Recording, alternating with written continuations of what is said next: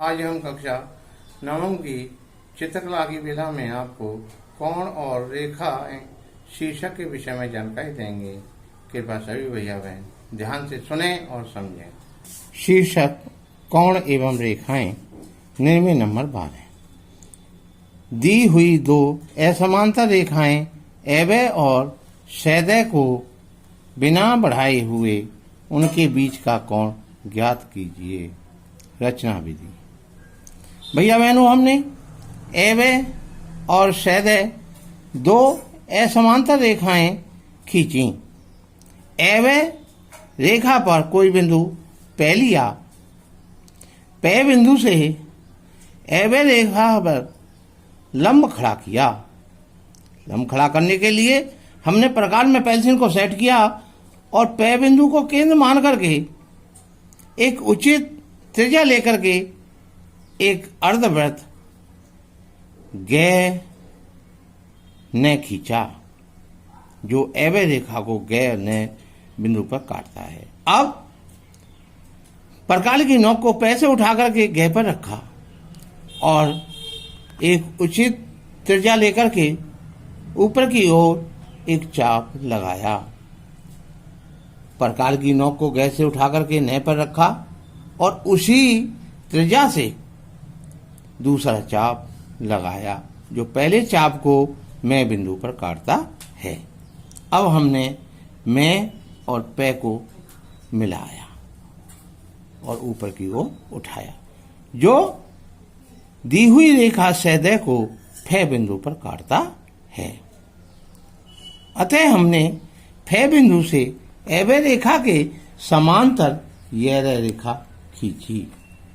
यह रेखा सैदय रेखा के F बिंदु पर कोण द फ रे अभिष्ट कोण बनाएगी, जो एवं रेखा और सैदय रेखा को अगर हम आगे बढ़ाएं तो इनके बीच का कोण अभिष्ट कोण के बराबर होगा।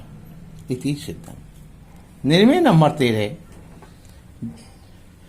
दी हुई दो असमांतर रेखाएं एवं और सैदय को बिना बढ़ाए उनके बीच के कोण के समद्विभाजक की रचना कीजिए। रचना विधि। भैया बहनों, हमने एवं और सैदय दो असमांतर रेखाएं खींची और उचित दूरी लेकर के हमने एवं के समांतर कैख रेखा खींची डॉट डॉट करके। अब इसी दूरी से हमने सैदय रेखा के समांतर घ रेखा खींची, जो कैख रेखा और घ रेखाएं एक दूसरे को P बिंदु पर काटती हैं। अब बिंदु P को केंद्र माना, प्रकार में पेंसिल को सेट किया और एक अभिष्ट चाप लगाया, जो घ और कैख रेखा को न और रे बिंदु पर काटता है। इसी दूरी से हमने प्रकार की नोक को P से उठा करके रे पर रखा और एक अभिष्ट चाप लगाया। प्रकार की नोक को रेस बिंदु से उठा करके न पर रखा और दूसरा चाप लगाया, जो पहले चाप को F बिंदु पर काटता है। अब हमने P और F को मिला करके आगे को बढ़ाया। यह एक अभिष्ट रेखा होगी, जो एवं और सैदय रेखा को अगर आगे को बढ़ाया जाए तो इसके द्वारा बने हुए कोण का समद्विभाजन करेगी। इसी सिद्धम। निर्णय नंबर 14। दी हुई दो असमांतर रेखाएं एवं और सैदय के बीच एक सरल रेखा खींचना, जो दोनों रेखाओं के साथ बराबर कोण बनाए।